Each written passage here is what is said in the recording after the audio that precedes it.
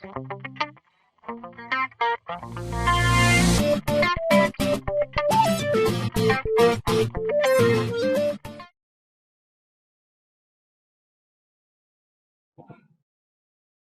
and welcome to the English Box. Today we are going to talk about the modal verb should, as well as some of its alternatives, including shall, ought to, had better, and to be supposed to. So let's begin by looking at the etymology of the word. Sometimes it's a good thing to understand where the word came from in order to understand what the word means today. So should comes from the past or conditional form of the Old English word scullen. Scullen was used to express obligation in much the same way must or have to are used today. In Middle English, the meaning of the word moved away from the strong sense of obligation to a softer sense of obligation and futurity.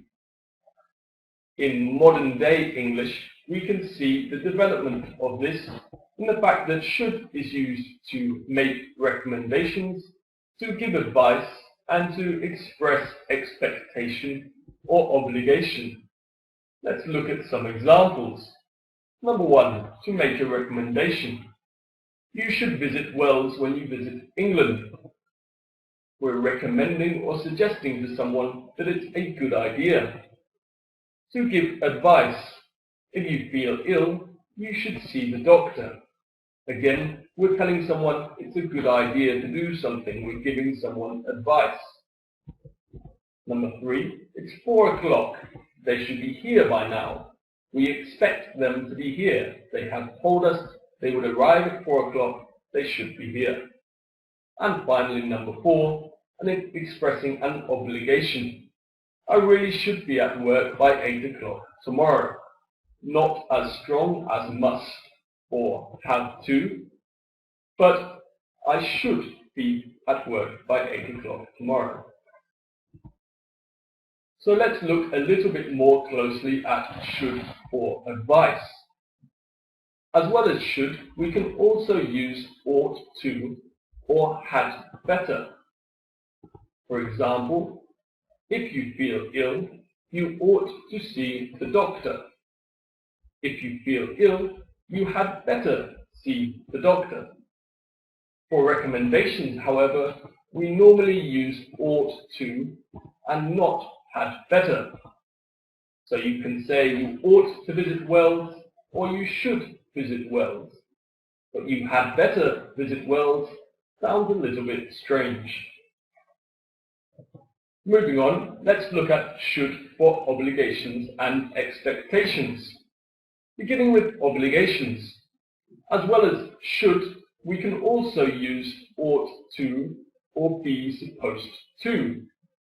The difference between should and supposed to is small but significant. Should suggests you think something is necessary, and supposed to suggests someone else thinks something is necessary. Let's look at an example to explain this in a little bit more detail. If I say, I should get to work early tomorrow, it's because I think it's a good idea or I think it's necessary, because I want to have breakfast with my colleagues, for example. If I say I'm supposed to get to work early tomorrow, then the obligation is coming from outside, from an outside source. So perhaps because my boss wants me to help him prepare a presentation. Moving on, let's look at should for expectation. Here we can use ought to or supposed to as well. It's 4 o'clock, they should be here by now.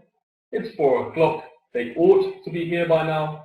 It's 4 o'clock, they're supposed to be here by now.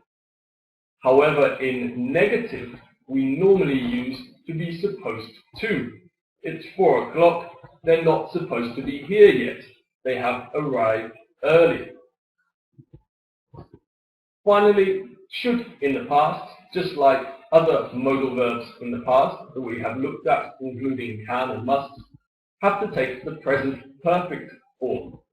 So as they do not have a regular past or future form, we have to use the present perfect.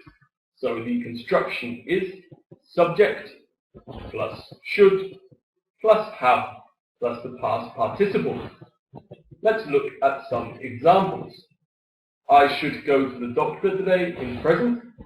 In past, I should have gone to the doctor yesterday, but I didn't. You should watch your weight a bit in present. You should have watched your weight a bit in past.